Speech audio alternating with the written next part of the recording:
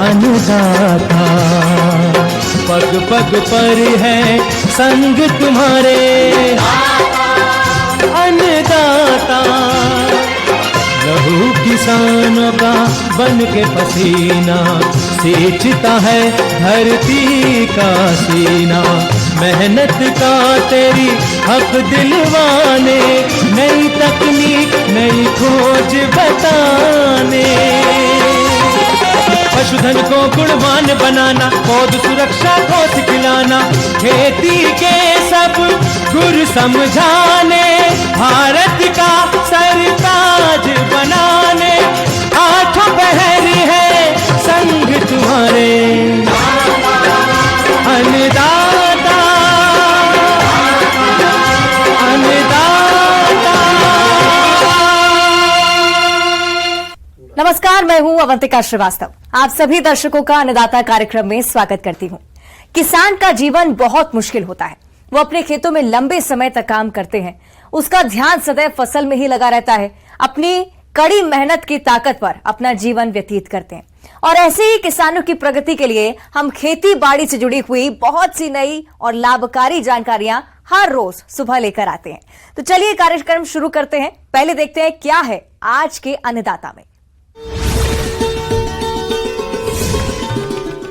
सीताफल की उन्नत किस्में और नए बाग लगाने का तरीका।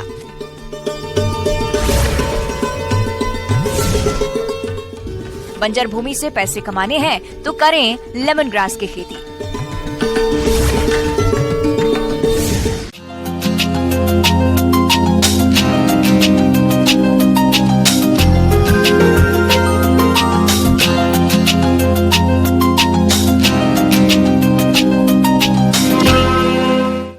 शरीफा एक मीठा और स्वादिष्ट फल है। इसे सीताफल भी कहते हैं। बिहार और झारखंड की भूमि और जलवायु शरीफा की खेती के लिए अत्यंत उपयुक्त मानी जाती है।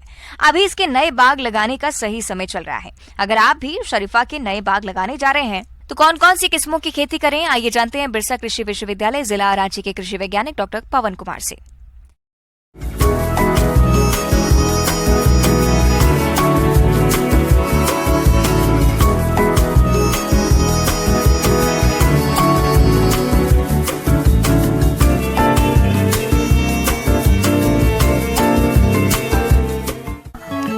शरीफा सर्दियों में मिलने वाला फल है, जिसको शरीफा, सीताफल, शुगर एप्पल या कस्टर्ड एप्पल के नाम से जाना जाता है। शरीफा की खेती व्यापारिक दृष्टि से भी बहुत लाभदायक है। यूं तो सीताफल की खेती के लिए उष्ण कटिबंधीय व उपोष्ण कटिबंधीय जलवायु उत्तम मानी जाती है, लेकिन शुष्क जलवायु में भी इसकी खेती की जा सकती है। अधिक ठंड इस फसल के लिए हानिकारक होती है।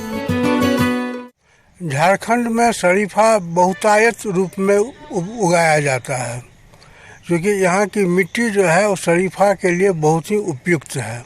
और इसको हम ढालवा में भी कर सकते हैं, जिसको हम लोग कंटूर कहते हैं।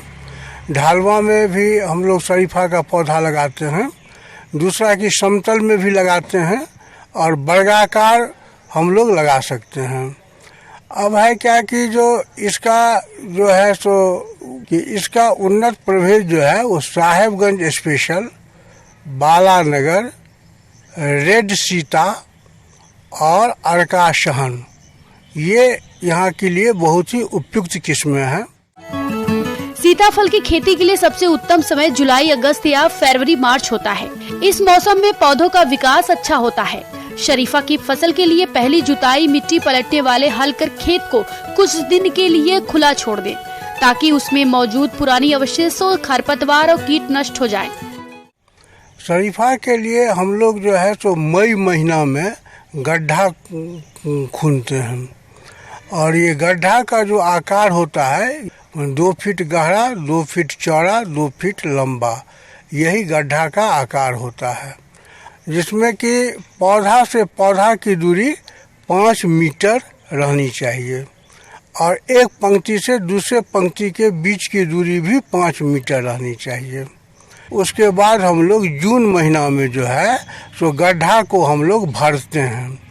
भरने के समय में ध्यान रखना चाहिए कि इसमें जो है तो 1 किलो चूना 7 किलो गोबर की खाद, सड़ी हुई गोबर की खाद, 750 ग्राम SSP, 400 ग्राम MOP और 1 किलो करंज का खल्ली हम लोग उससे गड्ढा को भर देते हैं जून के महीना में।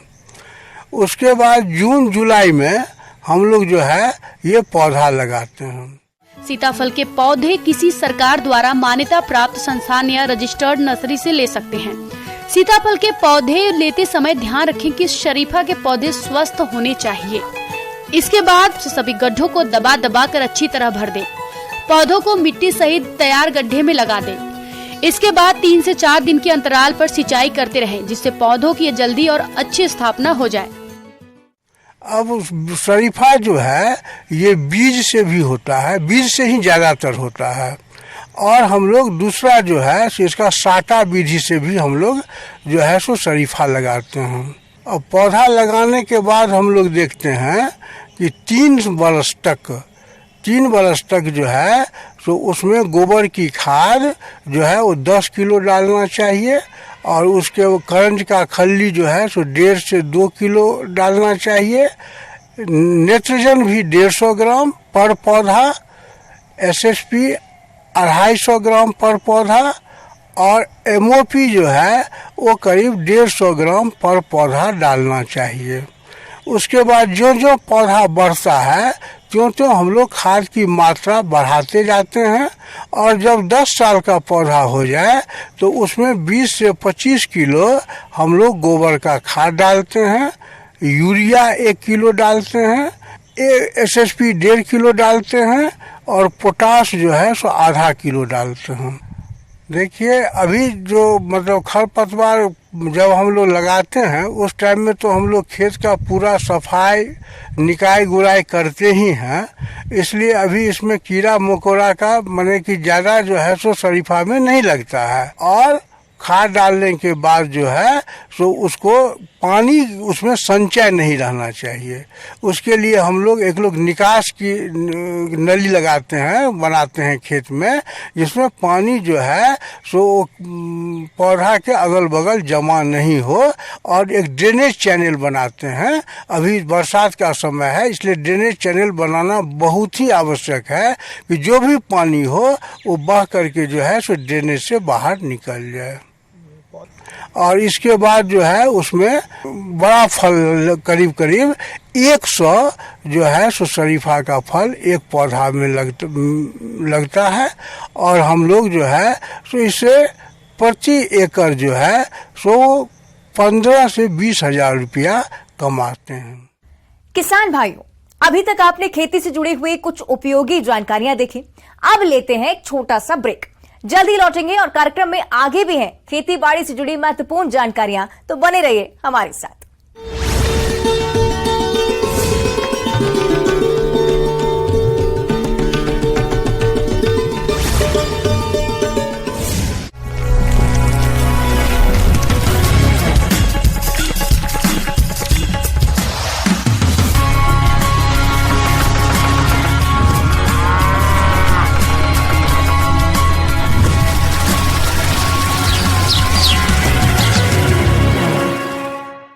ब्रेक के बाद आप सभी दर्शकों का अन्नदाता में स्वागत है।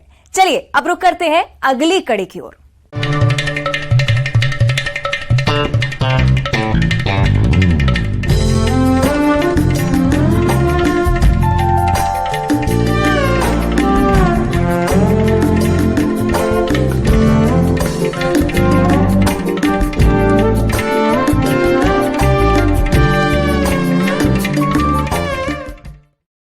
किसानों की आमदनी बढ़ाने की कवायद में जुटी सरकार पूरे प्रदेश में अरोमा मिशन के तहत औषधीय फसलों की खेती को बढ़ावा दे रही है। लेमन ग्रास भी एक ऐसा ही फसल है जो कि एंटीऑक्सीडेंट और विटामिन सी का सबसे बेहतर सोर्स है। लेमन ग्रास ऑयल का सबसे ज्यादा इस्तेमाल परफ्यूम और कॉस्मेटिक उत्पादों में किया जाता है। जैसे जैसे ये इंडस्ट्री बढ़ रही है, लेमन ग्रास की भी मांग बढ़ रही है, इसलिए किसानों के लिए फायदे का खेती बनती जा रही है। लेमन ग्रास की खूबी ये भी है कि इसे सूखा और बंजर प्रभावित इलाकों में भी लगाया जा सकता है। चलिए इसकी खेती के बारे में जानते हैं वन उत्पादक संस्थान लाल गुटवा रांची के कृषि वैज्ञानिक डॉक्टर योगेश्वर मिश्रा से।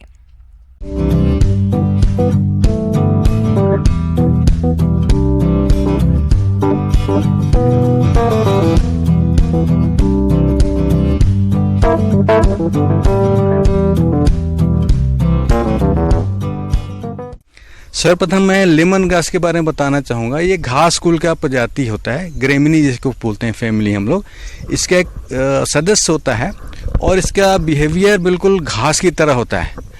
इसका मतलब, कहने का मतलब ये कि ये घास की तरह ही व्यवहार करता है। ये चाहे आप इसको बहुत ही आर्द्र कंडीशन में या बहुत ही सूखे कंडीशन में ग्रो करना चाहें तो दोनों ही तरह की स्थिति के लिए बहुत ही उपयुक्त होता है। लेमन ग्रास, जिसे नींबू घास भी कहते हैं, इसकी खेती सिंचाई की सुविधा हो वहाँ तो हो सकती है, जहाँ सिंचाई की सुविधा नहीं हो वहाँ भी की जा सकती है।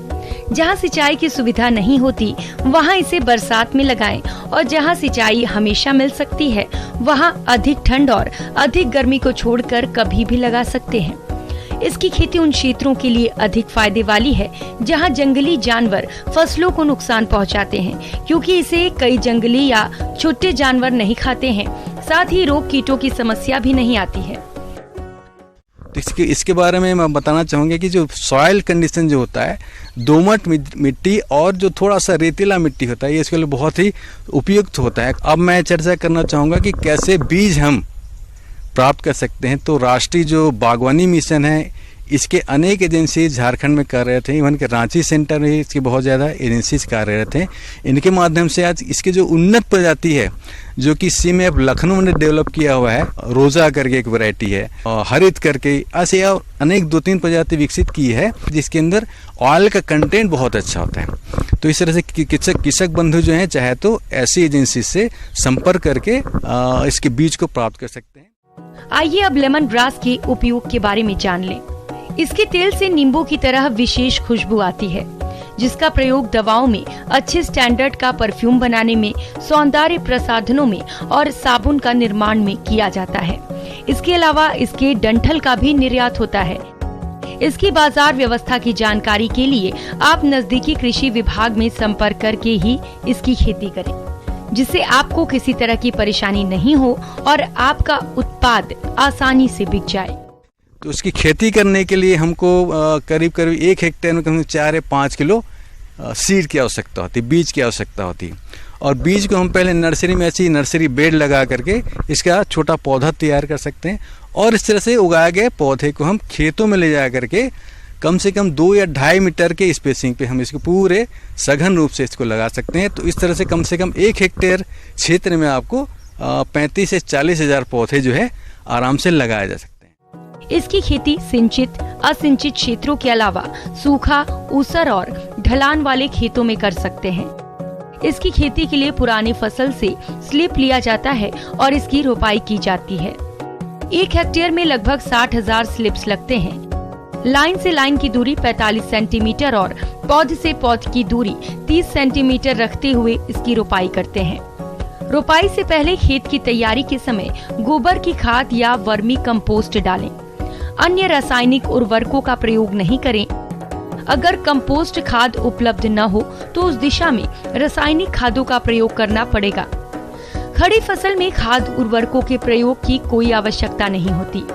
रोपाई के बाद अगर बरसात का दिन नहीं है तो शुरुआत में सिंचाई करनी होगी। इस तरह से आपकी फसल 5 से 6 माह के बाद कटाई के लिए तैयार हो जाएगी। इससे कटाई किस तरह से करें? तो प्रथम बार जब आप रोपण करते हैं उसके बाद कम से कम 3 या 4 में जो प्रथम कटाई होती है वो 3 से 4 महीने के बाद होती है। 3 से 4 महीने तो आप कटाई कर सकते हैं। उसकी कटाई के लिए है कि कम से कम ऊपर 2 या 3 सेंटीमीटर हमको ऊपर छोड़ना पड़ता है, ठीक है, ताकि आने वाले समय में फिर वो एरिया जो है अच्छा पूरा भर जाए आपका खेत पूरी तरह से। तो इस तरह से 3 या 4 कटाई 1 साल के अंदर में हम कर सकते हैं और प्रति कटाई से कम 10 से 8 या 10 टन जो है प्रति हेक्टेयर उपज में लेमन ग्रास जो घास होता है वो हम तैयार कर सकते हैं। और इसको काट करके हम इसको एक सूखे एरिया में हम इसको सुखाते हैं, एक ड्राई एरिया में जो कि इनके शेडेड होता है, छायादार जगह पर इसको सुखाया जाता है। और यहाँ से फिर इसको जो आसवन करने वाला जो यूनिट है, डिस्टिलेशन यूनिट, वहाँ पर इसको सप्लाई किया जाता है। इसकी खेती में जहाँ तक लागत की बात है तो पहले साल 40 से 50 हजार रुपए प्रति क्विंटल लागत आती है। इसके बाद लागत कम आती है। आइए अब लाभ के बारे में बात कर लेते हैं। लाभ के बारे में बात करें तो कम से कम 250 किलोग्राम तेल का उत्पादन एक साल में होता है और प्रति लीटर तेल का भाव 1000 रुपए भी मानकर चलें तो कुल आय 2,50,000 रुपए होती है, जिसमें से लागत निकाल दी जाए तो 2 लाख रुपए तक शुद्ध लाभ लिया जा सकता है। इसकी खेती में एक बात का और ध्यान रखना होगा कि आपके क्षेत्र में तेल निकालने की मशीन उपलब्ध हो या आप चाहें तो किसानों का समूह बनाकर तेल निकालने वाली इकाई भी लगा सकते हैं। इसमें वही आसवन इकाई प्रयोग में लाई जाती है जो मेंथा के लिए प्रयोग होती है। इस तरह से हम देखेंगे कि प्रति हेक्टेयर आप 3 या 4 बार कटाई करेंगे, प्रति हेक्टेयर 3.5 से 4 लाख जो इसका रेट चला हुआ है 1500 रुपये पर लीटर इसके ऑयल का रेट होता है। तो इस तरह से कम हम 1 हेक्टेयर में 3.5 से 4 लाख रुपए का उपज हम निकाल सकते हैं। तो ये पूरा एक प्रोसेस होता है। इसके माध्यम से मैंने आपको समझाने की कोशिश की किस तरह से लेमन ग्रास की प्रजाति का आप खेती कर सकते हैं, किस तरह से इसको आय अर्जित करके आप अपने आर्थिक स्थिति में सुधार ला सकते हैं। बहुत बहुत धन्यवाद।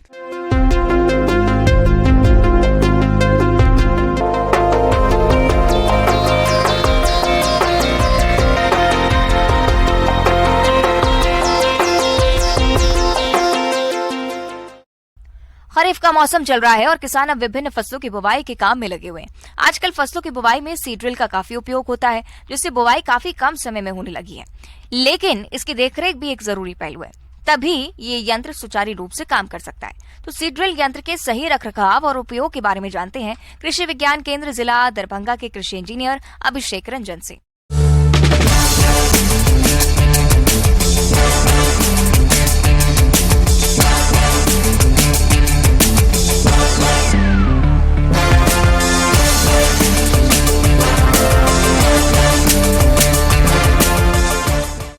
आज मैं किसान भाइयों को सीड ड्रिल जो बीज बोने वाली मशीन उसके रख रखाव के बारे में बताने जा रहा हूं। और इसके उपरांत अब हम लोग को मशीन की अच्छी देखरेख करनी जरूरी है ताकि हम लोग उस मशीन को अगले सीजन में यूज कर सकें, उसका उपयोग कर सकें। खेतीबाड़ी और बागवानी में कृषि यंत्रों की महत्ता दिन प्रतिदिन बढ़ती जा रही है। आज खेती किसानी के कामों से संबंधित कई प्रकार के कृषि यंत्र व मशीनें आ चुकी हैं, जिनसे कम समय और कम श्रम में अधिक कार्य किया जा सकता है।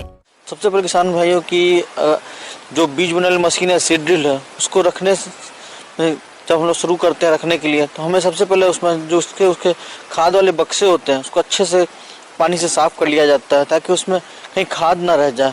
और खाद उसको साफ करने के बाद हम उसके रोलर जो होते हैं उससे चेक करते हैं कि उसमें कोई भी खाद या बीज ना रह जाए। अगर उसमें खाद या बीज रह जाती है तो क्या होता है कि उसमें जंक लग जाते हैं और वो जाम हो जाती है। इसके कारण वो आप अगले सीजन में आप उसका यूज़ नहीं कर पाते हैं।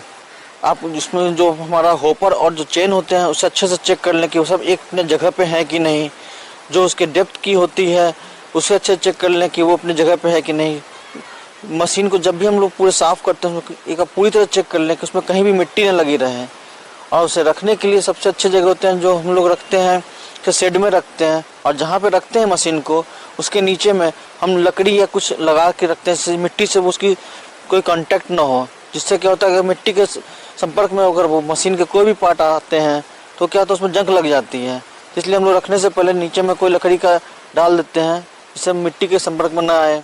कृषि से जुड़ी हुई कोई भी मशीन हो वे अधिकतर मेटल से ही बनी होती है और हम सभी जानते हैं कि नमी होने पर इसमें जंग तेजी से लगता है।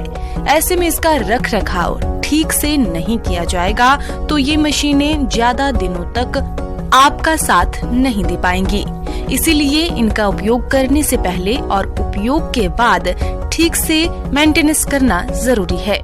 उसका जैसे कि हम लोग जानते हैं कि जैसे जो हमारे ट्रैक्टर के जो खराब ऑयल होते हैं, तेल होते हैं, मोबिल, हमें रखने से पहले पूरे मशीन को अच्छे से मोबिल से उसको पेंट कर देना चाहिए ताकि उसमें जंग न लगे।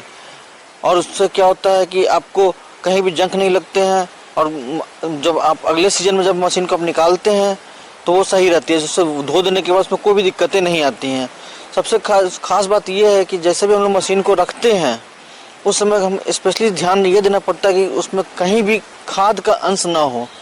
खाद के अगर थोड़ा सा भी अंश रह जाते हैं तो वो हमारे हॉपर को जाम कर देती है, जिससे कि आप अगले सीजन में जब आप इसको यूज़ करने जाएंगे तो वो अच्छे से कार्य नहीं करती है और उसमें किसान भाई को बहुत मेहनत करना पड़ता है। जैसे कि जैसे सीड ड्रिल हम रखते हैं तो उसे हमेशा शेड में ही रखें, और उसे रखने से पहले सारे जितने भी नट बोल्ट अच्छे से टाइट कर लें, उसमें सारे में ग्रीसिंग कर लें, और शेड में जब भी रखें तो मतलब ग्रीसिंग जो नट बोल्ट होते हैं उसे हमेशा चेक करते रहें कि वो हमेशा ढीला ना पड़ जाए, और जहाँ ही मशीन रखते हैं उसे रेगुलर आप चेक करते रहें ताकि धूल उस पर ना पड़े।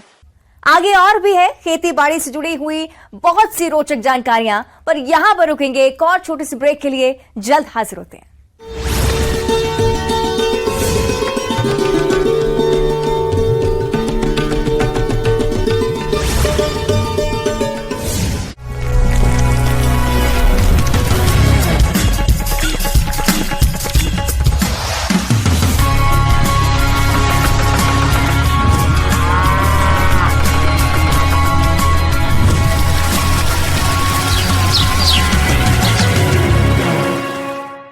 ब्रेक के बाद एक बार फिर से आप सभी दर्शकों का अन्नदाता कार्यक्रम में स्वागत है। बढ़ते हैं अगली प्रस्तुति की ओर।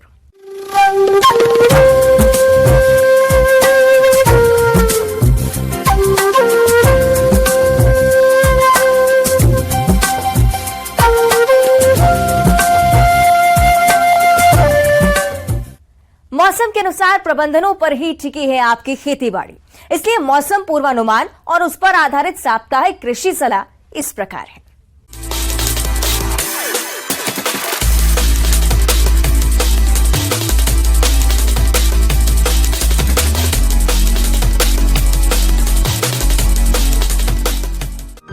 ग्रामीण कृषि मौसम सेवा भारत सरकार और डॉक्टर राजेंद्र प्रसाद केंद्रीय कृषि विश्वविद्यालय समस्तीपुर के मौसम विभाग के सहयोग से जारी मौसम पूर्वानुमान के अनुसार आगामी समय में समस्तीपुर और इसके आसपास के इलाकों में अगले आने वाले दिनों में आसमान में हल्के से मध्यम बादल छाए रह सकते हैं। इस अवधि में उत्तर बिहार के अधिकांश जिलों में हल्की वर्षा हो सकती है तथा कुछ स्थानों पर मध्यम वर्षा भी हो सकती है। मौसम के मिजाज को देखते हुए किसानों को सलाह दी जाती है कि जिन क्षेत्रों में वर्षा हुई है एवं धान का बिचड़ा तैयार हो वे निजी तथा मध्यम जमीन में रोपनी करें। अगर इन क्षेत्रों में किसानों के पास बिचड़ा उपलब्ध नहीं है तो किसान भाई कदवा करके धान की सीधी बुआई DSR विधि से करें। जहां हल्की वर्षा हुई है एवं किसानों के पास बिचड़ा भी नहीं है, वैसे किसान अल्प अवधि एवं मध्यम अवधि वाले धान के बीज को DSR विधि से धान की बुआई करें। उचास जमीन की तैयारी करके अरहर की बुआई करें। इसके लिए बहार, पूसा 9, नरेंद्र अरहर 1, मालवीय 13, राजेंद्र अरहर 1 आदि किस्में अनुशंसित हैं। अरहर के लिए बीज दर 18 से 20 किलोग्राम प्रति हेक्टेयर रखें। बुआई के 24 घंटे पूर्व 25 ग्राम थीरम दवा से प्रति किलोग्राम बीज की दर से उपचार करें। बुआई के ठीक पहले उपचारित बीज को उचित राइजोबियम कल्चर से उपचारित कर बुआई करें। किसान भाई उचास जमीन में तिल की बुआई 2 से 3 दिनों के बाद वर्षा की संभावना को ध्यान में देखते हुए करें। कृष्णा, कांके सफेद, कालिका और प्रगति तिल की अनुशंसित किस्में हैं। इसके लिए बीज दर 4 किलोग्राम प्रति हेक्टेयर की दर से रखें। केला की रोपाई करें। उत्तर बिहार में लंबी किस्मों के लिए अल्पान, चंपा, कथाली, मालभोग, चिनिया शक्कर, चिनिया, फिया 23 तथा बौनी एवं खाने वाली किस्मों के लिए ग्रैंड नेल, रोबस्टा, बसराई, फिया 1 अनुशंसित हैं।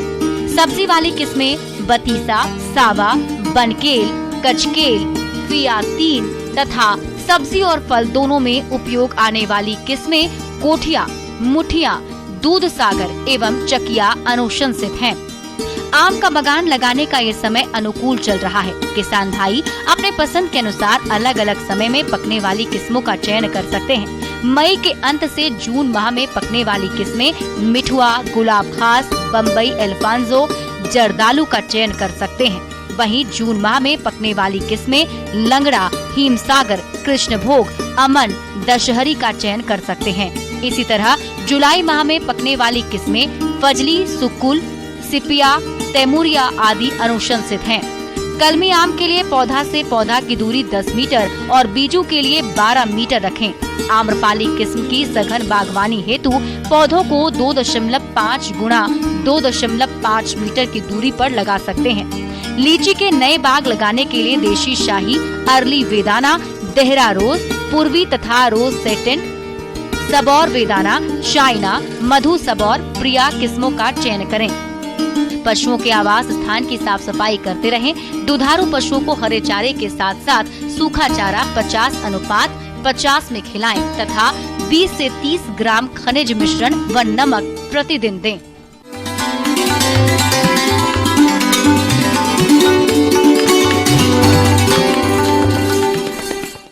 अन्नदाता हेल्पलाइन निशुल्क फोन संपर्क सेवा के माध्यम से आपके द्वारा पूछे गए प्रश्नों में से 1 या 2 महत्वपूर्ण प्रश्न को हम आपके कार्यक्रम में शामिल करते हैं। इसी के तहत आज का चयनित प्रश्न और उसका जवाब इस प्रकार है। अन्नदाता निशुल्क फोन संपर्क सेवा के माध्यम से पूछे गए प्रश्नों में से आज हमने जिस प्रश्न को कार्यक्रम में शामिल किया है उसे पूछा है ग्राम पारासी, जिला रांची के कृषक आनंद महतो ने। ये चिया की उन्नत किस्मों के बारे में जानकारी चाहते हैं। तो आनंद महतो जी, आपकी जानकारी के लिए प्रस्तुत है कार्यक्रम का ये अंश। किसान भाई जोहार, आज जो है हम आपको चिया की खेती के विषय में बताएंगे। और चिया की खेती जो है वैसे तो हम लोग खरीफ में भी करते हैं, जो आप खरीफ का क्रॉप अभी देख रहे हैं। तो ये है जो कि अभी जो है ना, इसमें जो है ओमेगा फैट के विषय में बता रहे हैं। ओमेगा 3, ओमेगा 6, ओमेगा 9, ये इस तरह के जो है जो तेलीय पदार्थ मतलब कि तीनों मिलता है। Omega 3, omega 6, omega 9। परंपरागत फसलों से इतर किसान अब धीरे धीरे नई फसलों की खेती की तरफ तेजी से रुख कर रहे हैं। चिया सीड्स भी कुछ इसी तरह की फसल है। चिया को नए जमाने का सुपर फूड भी कहते हैं। स्वास्थ्य के लिए बेहद फायदेमंद होने की वजह से मार्केट में इसकी कीमतें अच्छी बनी रहती है। चिया की खेती के लिए सामान्य तापमान की जरूरत होती है, किंतु ठंडी जलवायु वाले पहाड़ी इलाकों में चिया की खेती नहीं की जा सकती है। इसकी खेती किसी भी भूमि में की जा सकती है, लेकिन हल्की भुरभुरी और उचित जल निकासी वाली रेतीली दोमट मिट्टी को उचित उत्पादन के लिए उपयुक्त माना जाता है।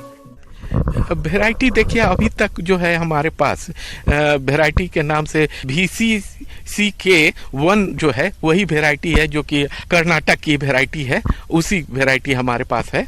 और उसके बाद में जब इसको सोइंग करें, इसका बीज का दर जो है प्रति हेक्टेयर जो है 2.5 से 3 क्विंटल है, 3 किलो है। मतलब 2.5 से 3 किलो है। इसमें जो है आप ये चूंकि बहुत छोटा बीज है, इसीलिए इसमें जो है ना, आप एक काम करें कि जब इसको सोइंग करना हो तो उसमें जो है पतला किया हुआ, कहने का मतलब एकदम गर्दा किया हुआ आप मिट्टी को ले लें और इन दोनों को मिलाकर आप सोइंग करें, जिससे कि उसका जो है सीड रेट जो हो मेंटेन हो पाए। किसान भाइयों, अन्नदाता आपकी सेवा के लिए संकल्परत है। कृषि संबंधित समस्या और सुझावों के लिए आप हमें इस पते पर संपर्क कर सकते हैं। प्रोड्यूसर अन्नदाता, news 18 Bihar Jharkhand, Ramoji film city Hyderabad 501512। साथ ही आप हमें ईमेल भी कर सकते हैं। हमारा ईमेल है p18annadatabihar@nw18.com। इसके अतिरिक्त आप हमें निःशुल्क हेल्पलाइन नंबर 1800-889-2163 पर सोमवार से शनिवार सुबह 10 बजे से शाम 4 बजे के बीच संपर्क कर सकते हैं।